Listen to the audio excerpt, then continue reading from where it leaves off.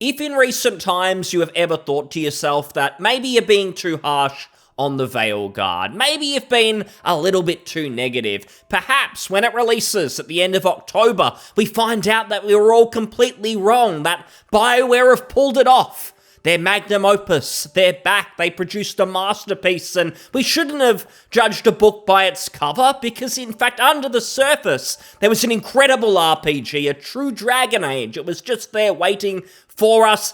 If you've ever had that thought, stop that immediately, because some very credible information has come out suggesting that actually, we were totally right to be skeptical about this game, and every thought that you've had, every negative thought that you've had about the Veilguard, it's totally right. You were right to judge it the second that you saw that pathetic Summer Games Fest trailer. That tone of the companions, Disney-fied, Fortnite-esque Dragon Age game that we're now getting, all of that was correct, that perception that you had. And the information, it's in the form of this video that's just been released. And I'm not going to watch this video here. It's 17 minutes. I'll link it. It's definitely worth watching. It was made by one of the content creators who was flown to EA like a month ago, where they got to sit down and play the game for 7 hours, something like that. But the difference here is this person actually sat on their impressions and sort of thought them over, it sounds like. They didn't straight away come out with a video like a lot of people did. And I think it's telling, because this, to me, is one of the most negative impressions. When the different content creators came out and talked about their experience with the game, I tried to be kind of fair. I didn't want to just cherry pick like one or two people who had mixed impressions and say everyone hated it. The truth was there were a lot of positive impressions, but thinking about it, most of the people who said positive things, they were usually people who aren't sort of super invested in RPGs all of the time. They might play sort of every new release that comes out. They don't really care if it's an RPG or not. So given that the Veilguard seems absolutely lackluster in the context of RPGs, in the context of the IP itself, it kind of makes sense that the people who were mixed on it, they were mostly people who care deeply about RPGs, maybe more than any other genre, and the other people who are pretty neutral, maybe they haven't even played Dragon Age all that much, or they just don't really care about the IP, they were the ones who said, yeah, it's alright, it's not a disaster, some of the things, the mechanics, the combat, it's all okay. But this video says something very different, and I'm going to summarize it, and then we're going to look at some of the absolute copers who are losing their mind at this person's opinion, because it's burst their little bubble of totally fake positivity. And to summarize this video, this person who played it for 7+ hours on their YouTube channel, they're super fair, they're not sort of hit-piecing every single game that comes out. They don't do what I do, where if I didn't like it, I would just say, it's shit, it's a joke, it's rubbish. They try and be super grounded in their opinions and sort of research and be as fair as they possibly can. They describe the Veilguard as being a cross between the Guardians of the Galaxy video game from a few years ago and God of War 2018. So this is meant to be sequel to a beloved RPG franchise inspired originally by Baldur's Gate, which BioWare themselves created. Doesn't get more old school RPG than that. And we get Guardians of the Galaxy, Disneyfied, absolutely destroyed any tone that was left in this franchise. Anything resembling role-playing game, whether it's the combat, mechanics, whatever it might be, all that has been thrown out in the pursuit of chasing the modern audience, in more ways than one, because on one hand, the gameplay side, they wanted to dumb that down as much as possible. They decided gamers are totally stupid. They can't handle making real choices around their character, stats, abilities, any of that sort of stuff. So totally just destroyed that part of the game, that part of the series in favor of whatever they're doing now. God of War 2018 style combat. So they totally dumbed down that side, chasing a supposed modern audience. But then, of course, you have the other side, which is the Marvel-esque side, the ideology-driven side, which is, we're not going to have sword and sorcery style RPG anymore. No, we can't have that. Instead, they decided to sissify, cuckify the entire game and its tone in the name of their political beliefs, deluding themselves into thinking, oh, there's just this new audience out there who's going to be ready to come in and play this. We don't need the old fans. Well, the evidence is in, suggesting by sales figures coming out, whether you look at Amazon, the Steam charts, it's not looking good at all. They failed on multiple fronts. And this video just sums up why. The tone they went for, no one's asking for it. And it's got all of the same red flags that we've seen in all of the box office bombs in the last couple of years at the movies. Same with gaming, all of the Concord style, the Dustborn style stuff that we see that results in a complete failure. It's all here. And this impartial person, I would say, this is someone who's probably never talked about woke stuff or DEI stuff in games, and even they can see all the problems. They can see the writing on the wall. And I'll be as fair as I can, they don't say that overall the game is totally shit and you pick it up, it's impossible to have any fun with it. They just basically say if you're expecting anything like old Dragon Age, you're going to be totally disappointed. If you're expecting really an RPG at all, there's not a lot to love here. They do mention that you can make some choices, and there was one choice in particular that sort of stood out as something that could lead to something big. A lot of real sort of minimal choices that don't seem to matter, so there's a lot of fluff there as well. But keep in mind that he says, after 7 hours, he hasn't actually seen if there is any payoff for the big choice that you make. So it is possible that BioWare totally dropped the ball on even that. So choices you make in the game don't really matter. And if that was the case, then the game's got absolutely nothing of interest to RPG fans. You thought it was a joke now, it could get worse. That's where we're sort of at. And they do say, look, if you go into it and you just want to play like an action game that feels like a modern Disney movie, you might have some fun there. And you know what? Some of the people, the copers who are excited for the game, maybe that's fine for them. Maybe they go into it and DEI Simulator is their dream game. So they're happy, they're content. They can't believe that everyone else who sadly bought it is asking for a refund. But the vast majority, those still sort of holding on for any sort of hope that their eyes, their ears are deceiving them when it comes to everything they've seen in the Veilguard marketing. Anyone with any sort of hopium left, they're clearly going to be disappointed because this objective person has really just summed up what we've all been feeling, the instincts we've had about this game. And the last thing I'll just mention on the video, there were a few previews that suggested that some of the game was dark in tone. So even though we've seen all of the crazy companions and their quips and their quirks and everything just feeling totally lame and lighthearted in just sort of a cringe way, some of the previews said, no, sometimes it gets dark. But this video, the guy reveals that there's actually only a 10-minute period over 7 hours of playtime that feels dark at all. And even that very small period is totally ruined by the dialogue of the companions. They just say the most dumbed-down stuff imaginable, like, oh, it's quite scary here, it's quiet, too quiet, oh my goodness, what's gonna happen? It's that sort of crap, and it's only 10 minutes, and then you're back to light and fluffy and everything that you don't want from Dragon Age. So a super honest video, and just looking at people's opinions on this, for instance, if I go to one gaming forum that posted this video, the top comments are things like, the amount of purple in this game is alarming. The face on that thumbnail tells me all I need to know, and yeah, I mean, it's modern audience canary. It looks like a level add-on for Fortnite for ADHD kiddies. I'll be avoiding like the plague that's blighting the in-game world.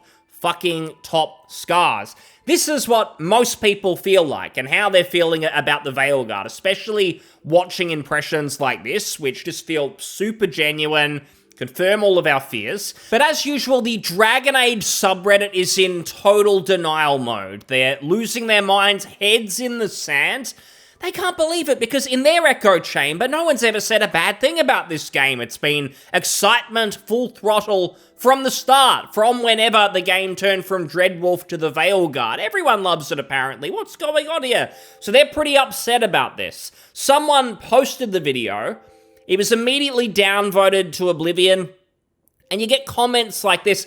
Most of these people, they can't even watch it because they're that scared that their fragile opinion of wanting to love this totally convince themselves that when a game is made with 100% insane ideology, 0% talent, it's still going to be great. It's still going to be such a fun entertainment product. That's what they're telling themselves. And so we see comments like this. It's not a horrid vid, but God, I hate clickbait and annoying stuff like the truth when it's opinions, referring to the title of the video, which is the truth about Dragon Age the Veilguard. And it sounds like facts that this is the truth. Again, our eyes and ears, we know the truth. We know what this is going to be.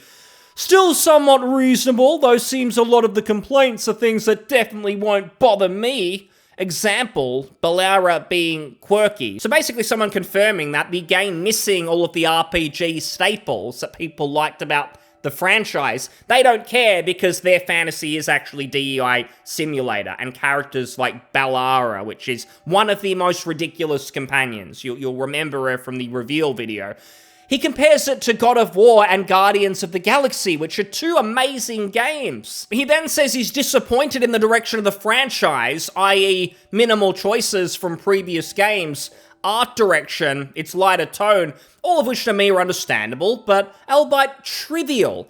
How are these things trivial? I mean, the first thing, minimum choices from previous games, it has been a staple for like all of BioWare's RPGs in the last 20 years or something, that the choices that you make will carry over into the next games. That was the promise of Dragon Age for a long, long time. And I say that as someone who doesn't really care that much myself. Like, if they rebooted Dragon Age but it was actually good, I'd be okay with losing that stuff if they were actually going back to more of an Origins thing. That's fine with me. But for the people who are invested, it is a bit of a joke that they made such a big deal, whether it's the choices you made in the first game or Inquisition, and now suddenly they basically don't matter except for 2 or 3, I think it is. And because a lot of returning characters are in this game, they basically have to sidestep anything, any topics to do with things where choices were made affecting those characters, because they don't know what you, the player's world state is, which just makes the whole thing a total joke. Anyone invested has basically been insulted. And when he says God of War and Guardians of the Galaxy are amazing games, so therefore if the Veilguard is like them, it's automatically a good thing or something, like, how does that make sense? Because I enjoyed maybe something like Doom Eternal, but if they made a new Deus Ex, I wouldn't want it to be like that, a pure FPS. I'd want it to be immersive sim with all these things. It's the same with the Veilguard. I want it to be taking inspiration from actual role-playing games and titles that have a somewhat mature tone. I don't want this. You can enjoy those games separately, but that shouldn't be what Dragon Age is. And that's why most people are disappointed. And then you get people like this saying, no, I'm not watching because of the thumbnail. A reasonable, good-hearted person wouldn't use a thumbnail like that. Basically just putting their fingers in their ears and just refusing to face reality. And honestly, if they were just genuine and said, you know what, I don't want to watch a video that says negative things, I just want to get hyped about the game and that's it. If you do that, at least that's honest. But trying to insult the person who gave their opinion just because you don't like it, that's just kind of sad, and clearly you've got absolutely nothing. And someone agrees, I agree, I don't care how valid your criticism is. If you're using that canary for your thumbnail, you're clearly just trying to follow the trend of the clickbaity hating on Veilguard. It's a genuine character model in the game. You can create that character, and honestly, apart from maybe the frown, it looks the same as even the marketing material showing the canary, like the actual BioWare official stuff. It's not just like Oblivion character creator where people make the most ridiculous characters possible. Like, this is how the canary look in the Veilguard. There's no escaping that. It's bad, real bad, and that's why people are clowning on it. It's too bad, because I agree that what he has to say is more nuanced than what is mostly out there. To be honest, it's not that nuanced. He says what we're all thinking, that the tone of the game, it's totally wrong. There's not much here for old fans, RPG fans. I enjoyed his Witcher videos, but to be frank, I'm disappointed with his approach to this subject. Masking opinions as objective truths. while utilizing rage bait materials and keywords seem disingenuous. I love when these people do this. It's like you give your opinions and you say, I've played the game, it is rubbish in a lot of different ways, and then someone will discredit what you've said because you didn't say, I think, or this is my opinion at the end. Therefore, everything that you said is totally wrong and can be disregarded because of semantics. Like, get the fuck out of here. This person has played it. They're a credible person. They're giving their opinion, which you can absolutely choose to ignore. But instead, you're getting snarky, you're getting nasty about it, you're acting like you've been personally attacked, like your identity is going to crumble if the Veilguard turns out to be crap. This is just what these people do. And this one, where someone says, I don't get it. This guy calls himself a huge Dragon Age fan several times. I presume to give his opinion more historical gravitas. He judges the combat and tone of the game in large part based on what us fans want out of the game and how BioWare did not make the game for fans, but for a wider audience. Supposedly a negative. So this person thinks every decision BioWare's making is great. It's fantastic. And yet this is the only Dragon Age video on his channel, while having a bazillion Witcher 3 videos. He had 10 years to show us his Dragon Age fan cred, and I don't see any. Also, why wait this long to do his I played 7 hours video? Did he just want to be last? Was he gauging the wind direction and where his fan base wanted him to go? So this guy has investigated. He's figured it all out. I mean, you can't have an opinion on the Veilguard, even if you've actually played it for 7 hours longer than this person. You can't have an opinion because you haven't proved your Dragon Age cred by making a ton of videos about it in the past, which actually makes zero sense because the creator of the video, I think they started their channel 4 or 5 years ago, and what was going on with Dragon Age back in 2020? Absolutely nothing. The series has been dead, left to lie dormant by BioWare, while they fucked around doing nothing of worth with Anthem. They had 6 years. One of the few stories where the publisher EA were somewhat innocent. They gave BioWare bags and bags of cash for 6 years, trusted them to produce something, and BioWare just sat on their hands. Actually, that isn't fair. They were sitting on Twitter all day acting oppressed because their job is so hard. But really, they were doing absolutely nothing. They wasted half a decade, and they left the Dragon Age franchise to rot, basically. And now we're here a decade later, and there's nothing. Like the franchise is about a week away from being dead forever, because once the Veilguard comes out and real players dig into it, there's going to be a lot of disappointment. The mainstream critic reviews, I guarantee there's going to be good ones, there's going to be positive ones, because most of the reviewers, they see themselves as allies of the people who made it, which means, no, we're not going to review the game based on merit, quality of the product. No, we're going to judge it. Our scaling system 1 to 10, it's based on, did you get the political messaging right? That's how it's going to be assessed in the mainstream. And I think even the fans who are left, the people hanging on desperately for BioWare to make their comeback, and they're not doing that for the right reasons, because they want to see a great RPG, like, say, fans of Kingdom Come Deliverance 2, who were there for a great game with good RPG mechanics, the right reasons. Most of these clowns, they're just desperate to have, like, the LGBT staple RPG franchise that is in the mainstream and everyone loves it and they can hold it up on a pedestal and say, look, diversity wins. That's really all these people actually care about. They couldn't give a fuck about the content that's actually in the game, and they're melting down because just the majority of actual video game players are not interested. And I think in about a week or two's time, once it's out, people have had a chance to have a play, people are going to see this as basically a disaster, a flop, a failure, and will these people come to terms with that, or they continue to delude themselves and just call people names? So I think we know the answer, but we'll find out very soon. Thanks for listening. I'll see you on the next one. Cheers. Bye.